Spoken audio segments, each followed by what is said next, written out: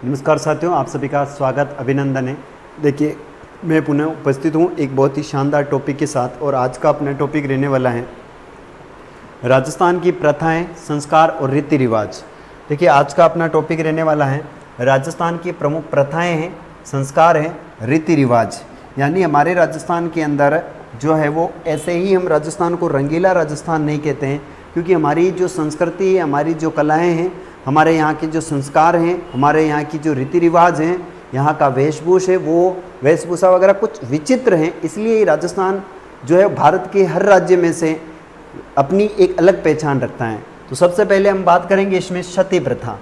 देखिए, सती प्रथा की जब भी बात आ जाए ना, तो प्यारे विद्यार्थियों याद रखना, राजस्थान में सती प्रथा पर रोक लगाने वाली जो रियासतें थी, सीधा प्रश्न पूछा जाएगा कौन सी रियासत पहली तो बूंदी कब लगाई तो 1822 में, दूसरी कब है तो अलवर कब लगाई तो 1830 में, जयपुर ने कब लगाई तो 1844 में।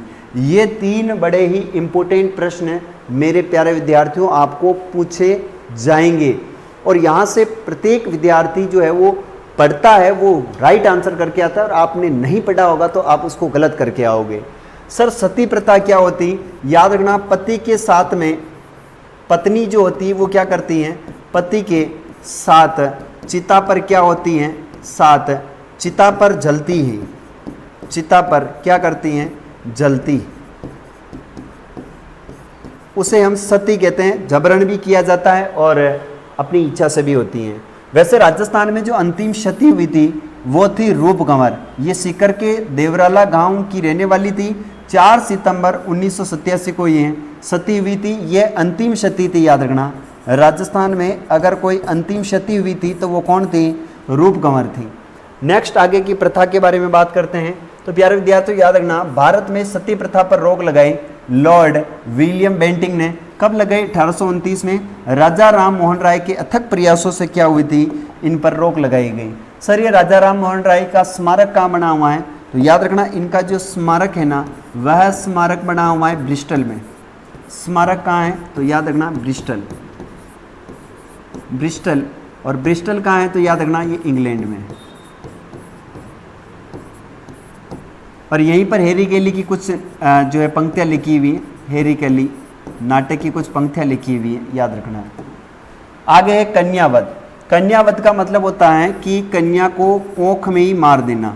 कन्या यानी लड़कियों को क्या करना है? कोख में ही मार देना एक प्रथा है। याद रखना, लड़कियों को कोख में क्या करना है? मारना। रोक लगाने वाली रियासत थी जिसमें कोटा, के से कोटा, के से कन्या 1833, बू से बूंदी और के से कन्या 1834। यानी 1833 और 34 में कन्यावध पर किसने रोक लगाई? तो के से कन्या, कोटा और बूंदी दोनों आसपास में, तो याद रखना है। नेक्स्ट आगे है डाकण प्रथा। और डाकण प्रथा यानी क्या है कि गांव के अंदर महिला ही महिला को डाकण कहती है। महिला ही महिला को क्या कहती है? डाकण। और कहता डारी डाकण खागी मारा छोरा छोरी ने। तो ये महिलाएं जो है वो महिलाओं को बदनाम करने का काफ़ी अच्छा काम करती है, और ऐसा काम करना भी चाहिए महिलाओं को, क्योंकि महिला ही बदनाम करती हैं। और महिलाओं की जब लड़ाई होती है ना, तो बड़ी खतरनाक होती है, क्योंकि लड़ाई देखने में बड़ा मज़ा आता है कि एक महिला दूसरी महिला के काले चिट्ठे जो है वो खोलने लग जाती है। तेरे कौन सेटिंग था, तू किसके साथ है, क्या है। तो भाई साहब, ये डारी डाकण के बावली कौन है? डाकण प्रथा है। सर्वप्रथम रोक लगाई थी, लगाने वाली रियासत है उदयपुर। और उदयपुर ने कब लगाई? 1853। और कौन थे? तो याद रखना स्वरूप सिंह थे। स्वरूप सिंह। स्वरूप सिंह ने 1853 में डाकण प्रथा पर रोक लगाई।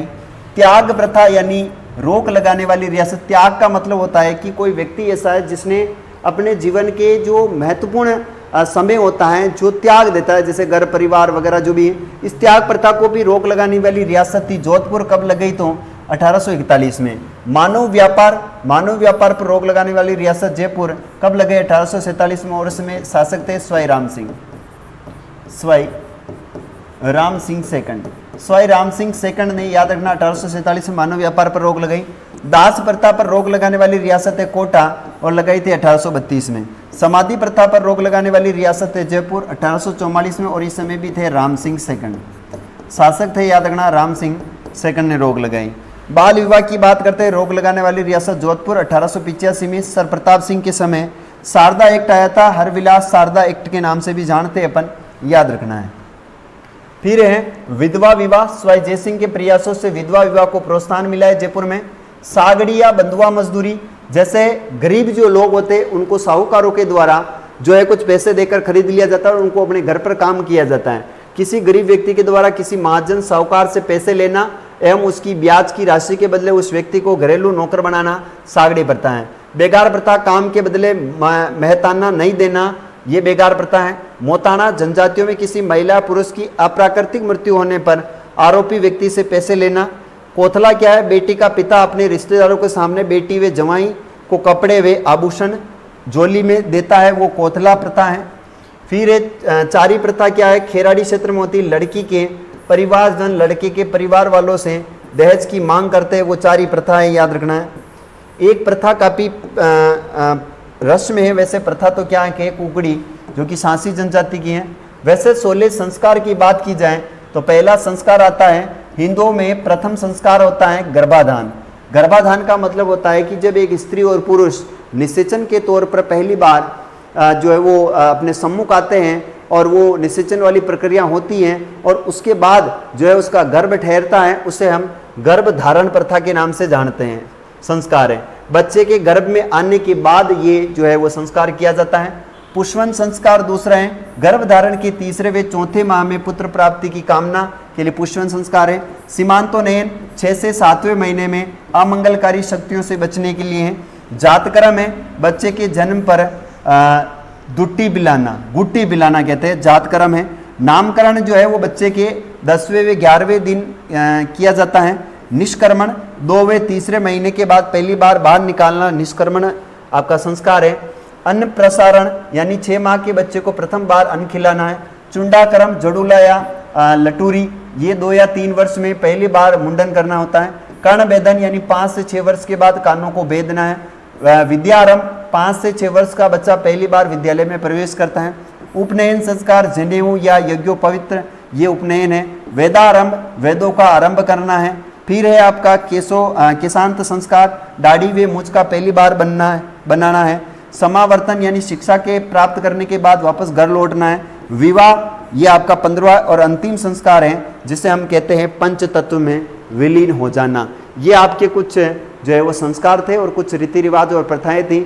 आई होप प्यारे विद्यार्थियों आपको अच्छा लगा होगा वीडियो। मात्र और मात्र 8 मिनट का वीडियो है और इसमें मैंने आपको ये टॉपिक पूरा कराने की पूरी कोशिश करी है। तो साथियों, चैनल पर नए हो तो चैनल को सब्सक्राइब करना। मिलेंगे ऐसे ही किसी अन्य वीडियो में, तब तक के लिए जय हिंद, वंदे मातरम।